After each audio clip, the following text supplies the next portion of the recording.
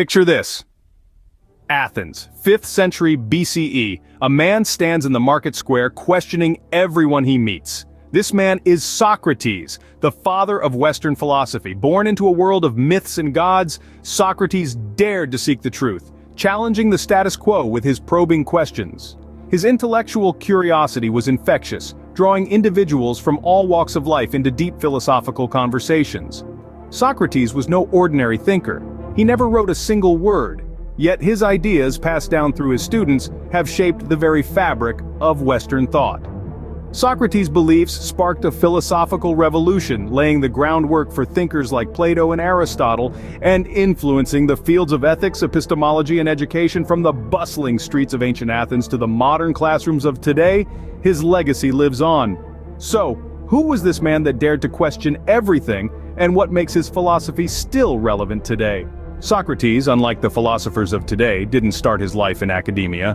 Born in Athens around the 5th century BCE, he was the son of a stonemason and a midwife. His early life was largely shaped by the ordinary tasks of an Athenian citizen, which included serving as a hoplite, a heavily armed foot soldier in the Athenian military. Despite not having a formal education, Socrates developed a profound interest in philosophy. He was largely self-taught, learning from the conversations he held in the marketplaces and symposiums of Athens. His curiosity was insatiable, and he sought out discussions with anyone who would entertain his questions. From poets to politicians, craftsmen to scholars, no one was spared from his probing inquiries. It was this relentless pursuit of wisdom that set Socrates apart. His philosophical journey was a personal endeavor driven by an unyielding desire to understand the world around him. This common man's interest in philosophy wasn't just academic, it was a way of life. Scene script. Socrates didn't write books. He engaged people in conversations, a method we now call the Socratic method. This method is a unique approach to philosophical inquiry, a kind of intellectual midwifery, where Socrates believed he was aiding the birth of wisdom in others. He would begin with a simple question, often deceivingly simple. And from there, like a skilled weaver, he would unravel a complex web of assumptions, beliefs, and contradictions. Picture this. Socrates, in the marketplace or the gymnasium, engaging with Athenians from all walks of life. His questions were not meant to intimidate or belittle, but to stimulate critical thinking and self-discovery. He wasn't a teacher in the traditional sense, he was more of a guide, a facilitator of discourse. One of his most famous dialogues is with a statesman named Meno. Socrates asks, "Can virtue be taught?" From this simple question, they delve into the nature of virtue, its origins, and whether it's an innate quality or something that can be learned. Another notable conversation is with Euthyphro, where Socrates asks, "What is piety?" This question leads to a profound discussion about morality, religion, and the nature of the gods. These dialogues are not just philosophical exercises, they reveal the essence of Socrates' philosophy, the pursuit of truth. Socrates famously said, "I know that I am intelligent because I know that I know nothing."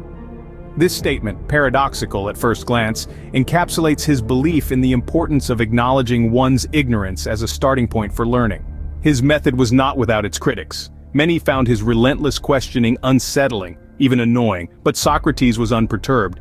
He believed in the power of dialogue, in the potential of an examined life. He once said, "The unexamined life is not worth living," a powerful statement that underscores the importance he placed on introspection and self-awareness. Socrates believed that the best way to attain knowledge was through probing, questioning, and examining. This belief forms the core of the Socratic method, an approach that continues to influence philosophical discourse and educational practices even today. Socrates' relentless questioning of Athens' citizens and institutions didn't sit well with everyone. It was this very spirit of inquiry, this insatiable thirst for truth, which led to his trial and eventual execution.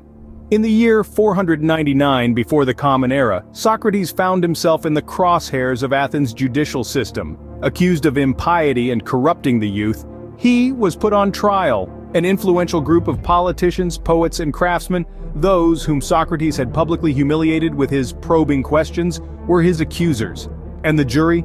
501 Athenian citizens with a verdict that would shape the course of philosophical history. The trial of Socrates was a spectacle, a clash of ideals, with democracy on one side and the pursuit of truth on the other. The philosopher stood his ground, defending his methods and ideas with the same rigor that had earned him his foes. He argued that his role was akin to a gadfly, stinging the mighty horse of Athens into wakefulness. He refused to apologize, to renounce his ways, proclaiming that an unexamined life was not worth living. The jury was not swayed. Socrates was found guilty and sentenced to death by consuming a poisonous brew made from the hemlock plant. Here, even in the face of death, Socrates' unwavering commitment to his principles shone through. He had the chance to propose an alternative punishment, perhaps exile or a hefty fine. But he did not. He could have escaped, his disciples had made arrangements, but he chose not to. Why? Because, for Socrates, living a life where he could not question, could not seek truth, was a fate worse than death. In his final moments, he comforted his distraught disciples, approaching his end with calmness and dignity. He drank the hemlock and lay down, surrendering to the cold grip of death, but not before leaving an indelible mark on the world of philosophy. His death gave birth to a philosophical martyr, a man who chose hemlock over hypocrisy. Socrates never wrote anything down, yet his ideas have echoed through the ages. He was the teacher of Plato and the intellectual grandfather of Aristotle, and through them his philosophies formed the bedrock of Western thought. Plato's own philosophical ideas were deeply influenced by his mentor. He adopted and expanded upon Socrates' method of questioning, his commitment to justice, and his focus on virtue. Plato's Academy, arguably the first institution of higher learning in the Western world, was a testament to Socrates' teachings. Aristotle, in turn, was a student at Plato's Academy. He absorbed the Socratic method and built upon it, developing a system of logic that has shaped the way we reason and argue even today. But the legacy of Socrates extends beyond Plato and Aristotle. His influence permeates the very fabric of Western philosophy, especially in the spheres of ethics and epistemology and the philosophy of education. His relentless pursuit of moral truth and virtue shaped the course of ethical philosophy, challenging us to question, examine, and strive for a virtuous life. In epistemology, the study of knowledge, Socrates' insistence on defining terms and seeking clear understanding laid the groundwork for rigorous philosophical inquiry. Moreover, Socrates' approach to education was revolutionary. He did not see himself as a dispenser of wisdom, but as a midwife of ideas, helping his interlocutors give birth to their own understanding. This approach, known as the Socratic method, is still widely used in modern education. From law to medicine, from business to the humanities, students are encouraged to question, to probe, to think critically, all hallmarks of Socratic dialogue. Indeed, Socrates' influence isn't confined to the dusty pages of philosophy books. It thrives in our classrooms, our debates, our quest for knowledge. His legacy is not merely a historical curiosity, but a living, breathing part of our intellectual heritage, a testament to the enduring power of his ideas. So why should we care about an ancient Greek philosopher today? Well, the answer lies in the very core of Socratic philosophy. Socrates' teachings, though rooted in the 5th century BCE, resonate profoundly with our society today. He championed the art of critical thinking, encouraging us to question every assumption, every piece of information we encounter.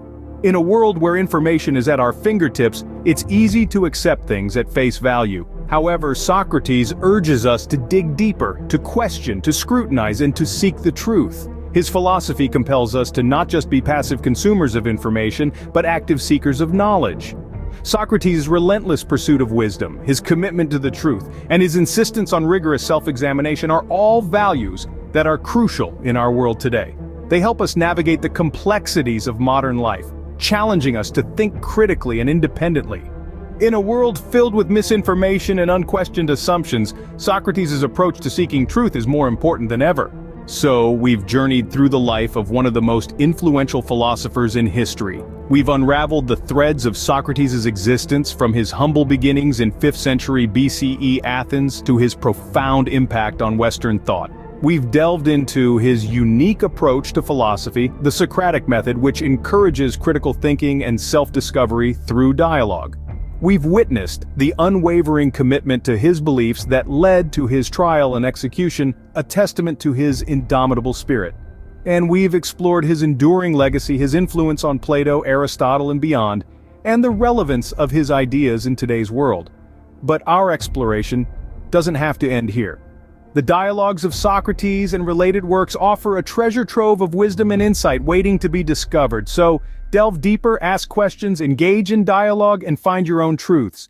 As we sign off, remember Socrates' words. The unexamined life is not worth living, so keep questioning, keep examining, and keep seeking the truth.